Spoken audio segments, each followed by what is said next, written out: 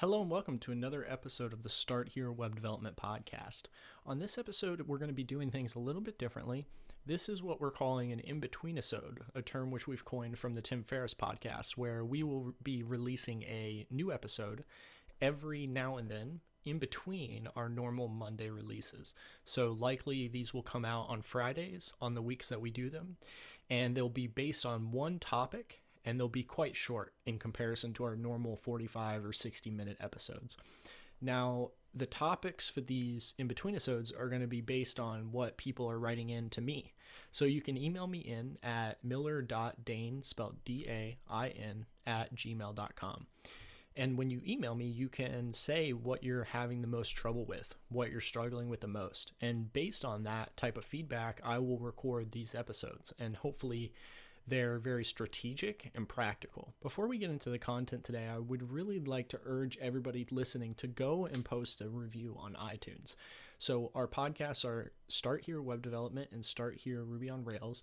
If you listen to and enjoy either of these podcasts, feel free to post a review on iTunes. That actually helps us out quite a bit because based on those reviews, other people decide whether or not these are valuable to them.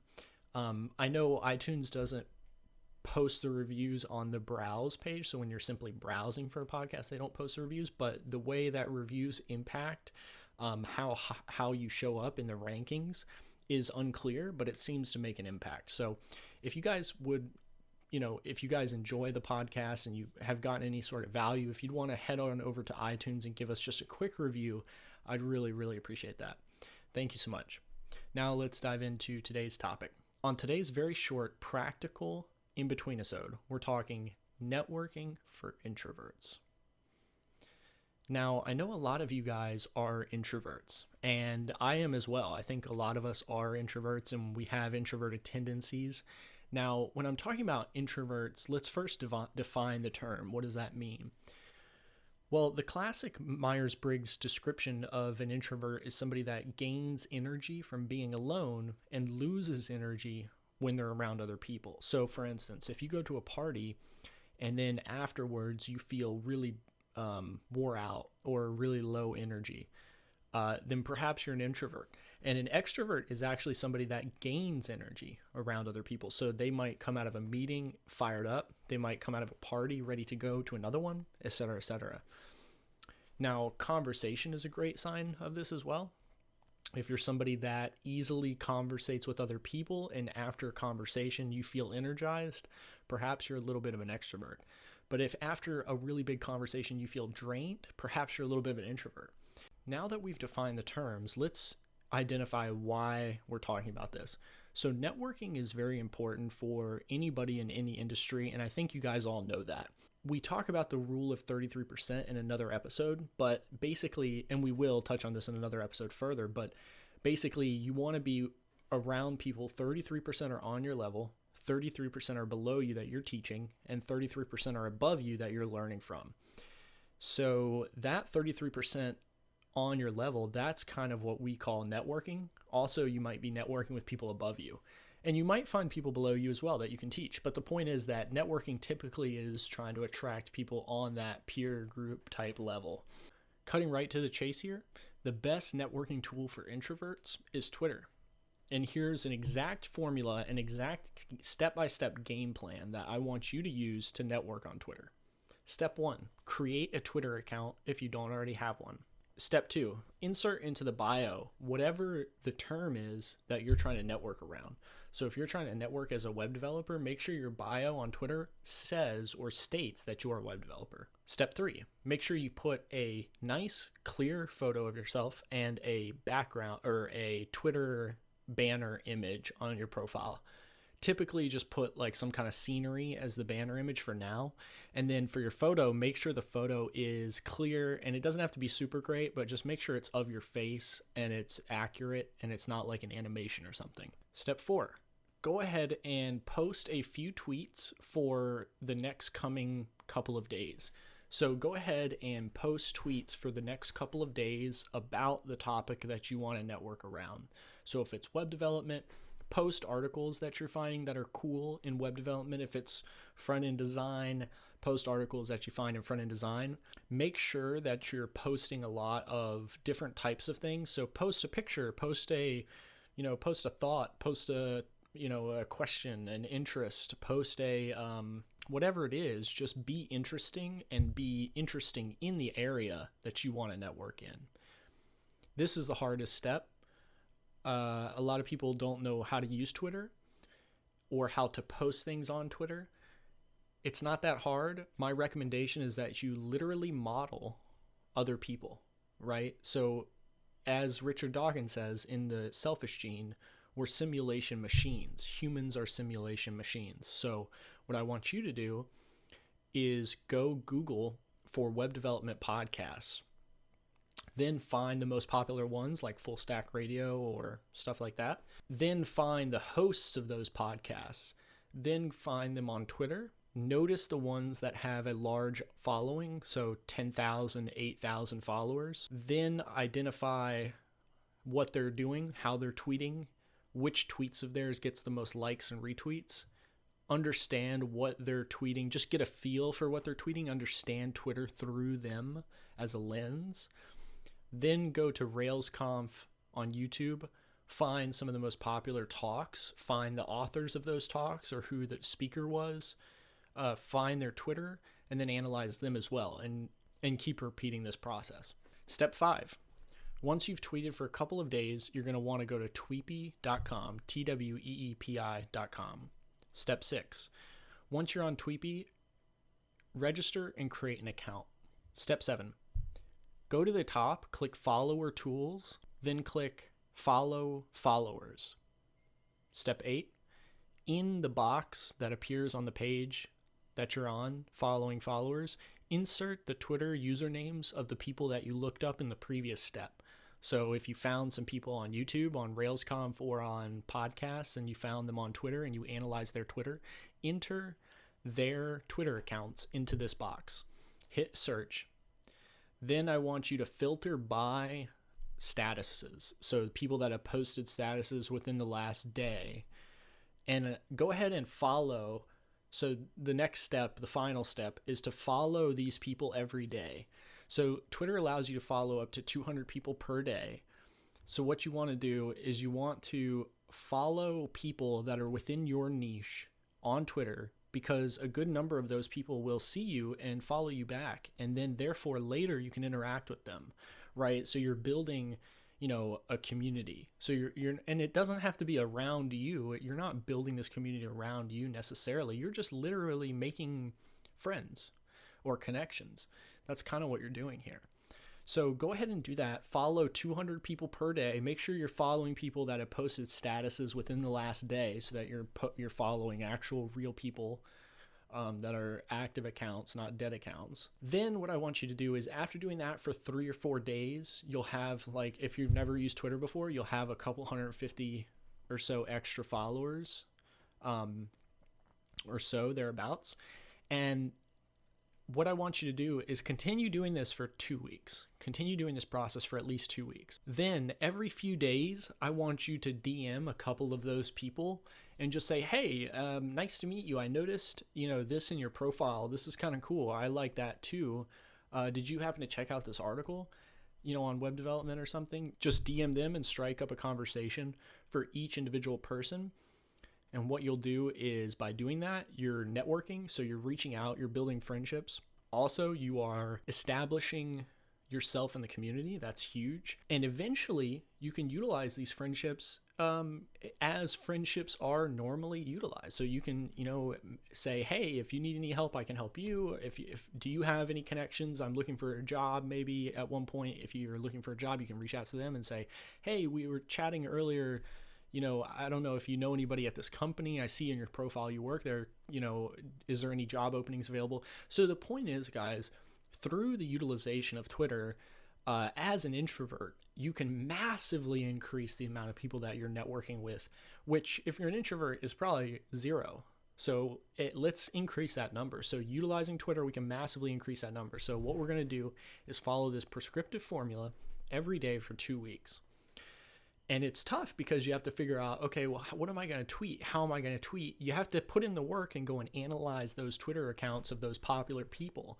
Now, you don't want to analyze Ashton Kutcher, right, on Twitter, or Kim Kardashian, because that's not applicable to you.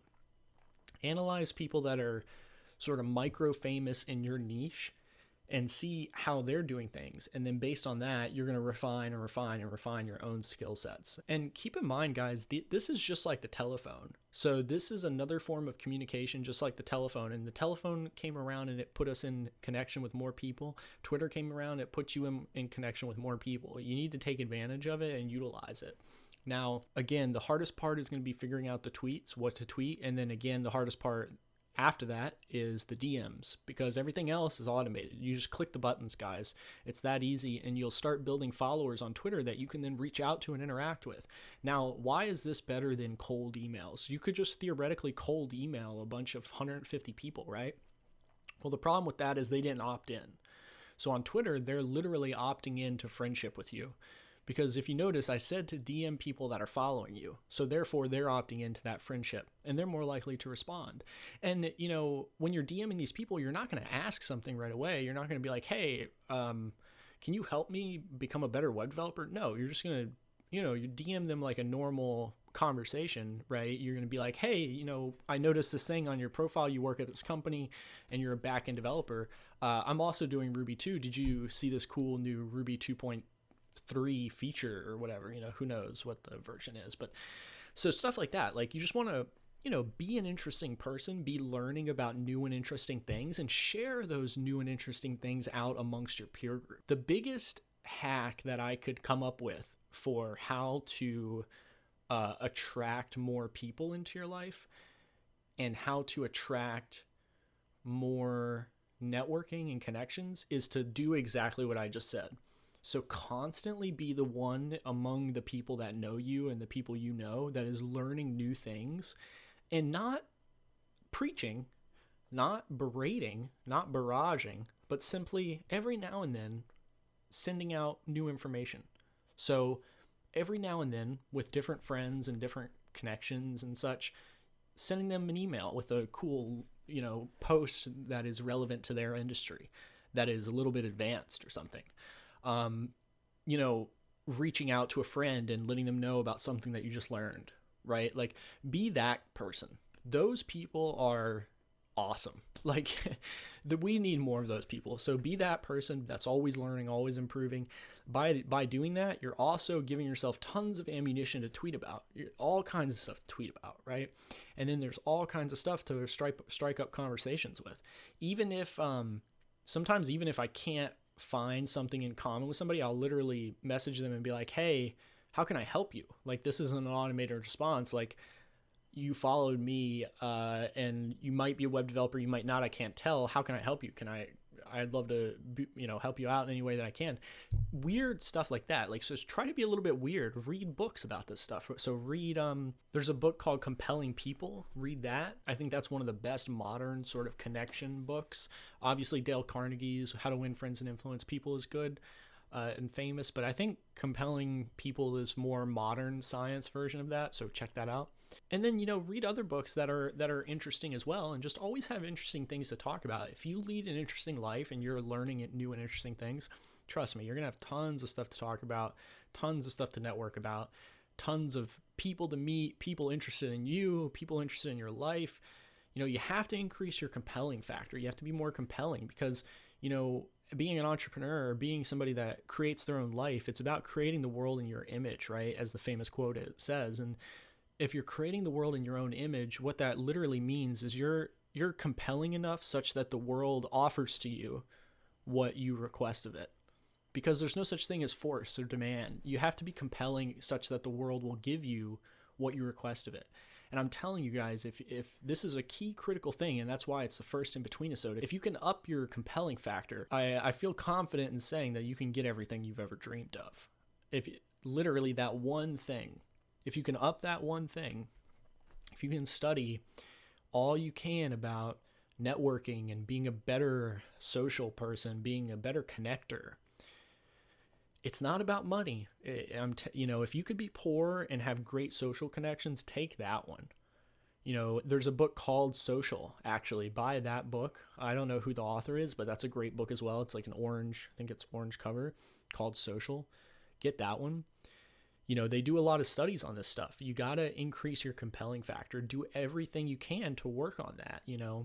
If you can really increase that dramatically and be 10%, 20% more compelling than the world, literally, so 95% of the world, let's use the 80-20 principle, right, to be conservative. 80% of the world is not that compelling. And the reason we know this is because 80% of the world is not extremely rich and successful, that they aren't living out their dream lives, right? There could be any reason why that is, but let's just, for the sake of this conversation, let's say it's because they're not compelling enough. So the other 20% is. So therefore, how do you cross the chasm from that 80% to the 20%? The 20% living the life they want, the dreams they have, the world is providing to them what they want because they're compelling enough such that it happens. How do you cross that chasm? Well, the quickest way is to literally be 10 to 20% better than the 80%, right? So if you're just simply a small amount better than the vast majority of people, you'll get noticed. So I really think that one factor, this is a key factor if you're an introvert or an extrovert. If you're an introvert and you don't like networking with people, well, I can pretty confidently say that means you're not going to achieve anything great, because you have to do things with other people. I mean, there's every now and then the one-off guy that posts some amazing art on the internet or does some kind of amazing one-off thing that is very successful. That's very rare. You're going to need other people. Most of what you want in life is out your front door, communicating with people, contacting people, talking with other people, building, being part of a group, part of a tribe, part of a community. Daniel Lieberman talks about this, calls it memory happiness, where you build the happiness from success and achievement, but also there's this thing called familial happiness, which is like people that you've known for a long time. So being in a tribe is part of this concept of happiness. Being around people that are part of your sort of similar goals and similar destiny to you in some way, this also creates happiness in some people. So there's all these different reasons why being social, being good at networking, being not a super recluse is important. So I'll leave it at that. Very short episode today. I hope you guys enjoyed it. Remember, Twitter is the best place for networking as an introvert. If you know anybody that's learning programming, feel free to send them this podcast. We would really appreciate it. Follow us on Twitter at Dane Miller, DAINMILLER, at StartHereFM. And thanks so much, guys. We will see you next time.